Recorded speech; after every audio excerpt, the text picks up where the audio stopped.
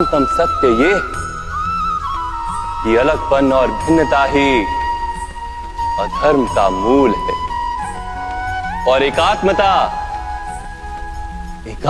ही धर्म का आधार है। कैसे? स्वयं विचार कीजिए। मनुष्य का हृदय सुख की आशाओं से, सत्ता और संपत्ति की इच्छाओं से घिरा रहता है सदा।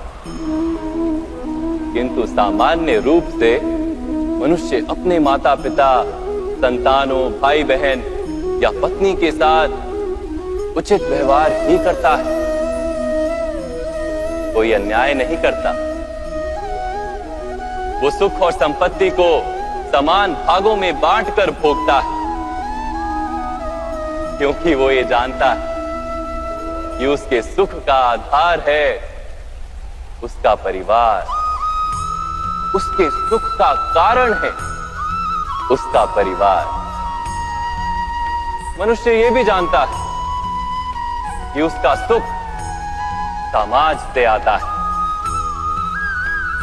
किंतु वो समाज के साथ अन्याय कर लेता है, समाज का शोषण कर लेता है,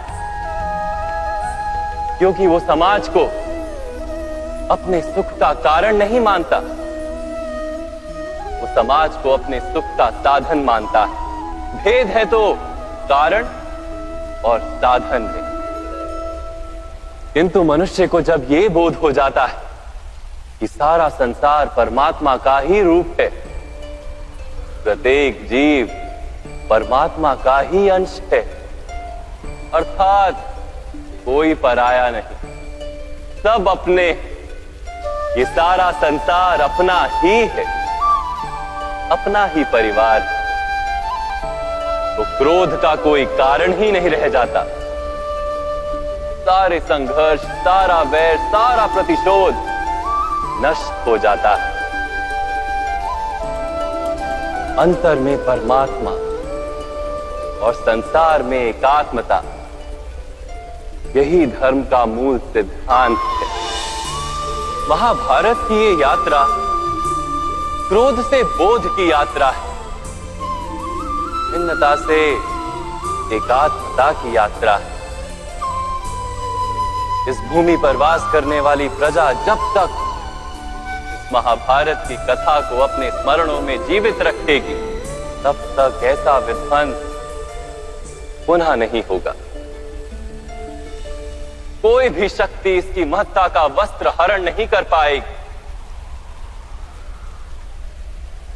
इस यात्रा में मेरे साथ प्रवास करने वालों को मैं अभिनंदन देता हूं। उनके हृदय में धर्म का बीज स्थापित हुआ है, वहां धर्म के फूल खिले। आपका कल्याण, संसार का कल्याण। ओम सहना भवतु। ईश्वर हमारा रक्षण करे। सहनो भुनक्तु। हम सब मिलकर सुख भोगे। सहवीर्यम करवावहे। एक दूसरे के लाभ हेतु प्रयास करें। तेजस्विनावधितमस्तु। हम सबका जीवन तेज से भर जाए। मा विद्विषावहे। परस्पर कोई द्वेष या ईर्ष्या ना हो। ओम शांति शांति शांति।